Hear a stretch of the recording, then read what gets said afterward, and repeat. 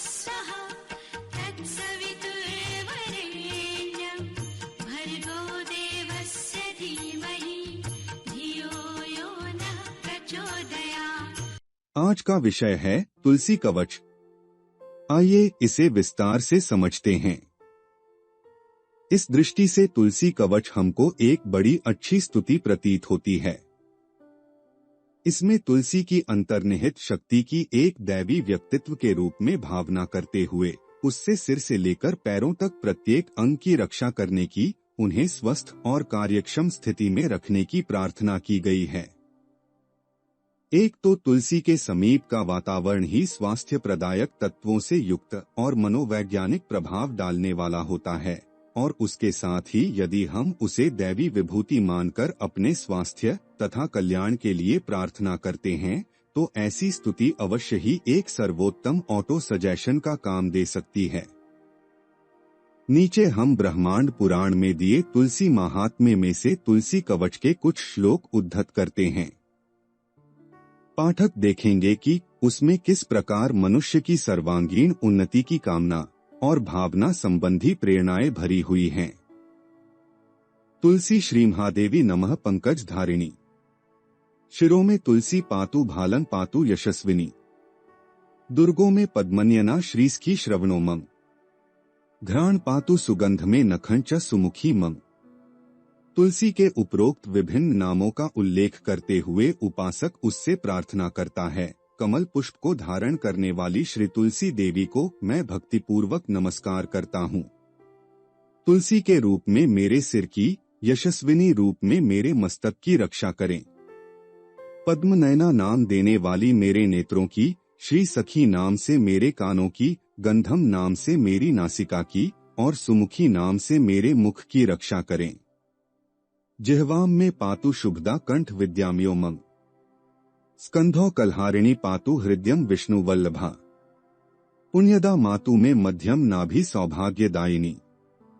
कटी कुंडलिनी पातु ऊरु नारद वंदितः। शुभदा मेरी जिह्वा की रक्षा करे। विद्यामी कंठ की, कल्हारिणी कंधों की, विष्णु वल्लभा हृदय की, पुण्यदा मध्य भाग धड़ की, सौभाग्यदायिनी नाभि की, कुंडलिनी कमर की और नारद वंदिता मेरे उरु प्रदेश की रक्षा करती रहे। जन्नी जानुनी पातु जंघे सकल वंदिता। नारायण प्रिया पादौ सर्वांग सर्वरक्षिणी। संकटे विषमे दुर्गे भये वादे महाहवे। नित्ये साध्ययो पातु तुलसी सर्वदः सदा। जन्नी धातुओं की, सकल वंदिता जंघाओं की, नारायण प्रिया पैरों की और सर्वरक्षिणी मेरे सर्वांग की रक्षा करें। दुर्गा घोर संकट से और महाहवे भय और विरोधियों से बचाएं। संध्या रूपिणी नित्य रक्षा करती रहें और तुलसी देवी सदैव कुशल से रखें। इतीदम परम गुह्यम तुलस्या कवचामृतम। मृत्यान ममृतार्थाय भीतानाम भयाय च। मोक्षाय च मुमुक्षाणाम ध्यानिनाम ध्यानयोगकृत।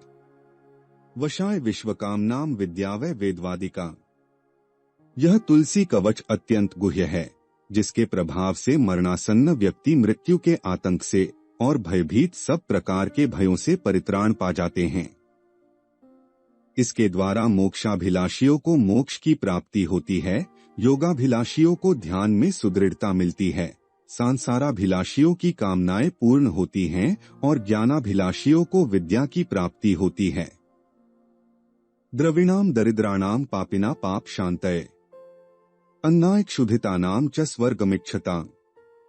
भक्तर्थ विष्णु भक्तानाम विष्णु सर्वांतिरात्मनि।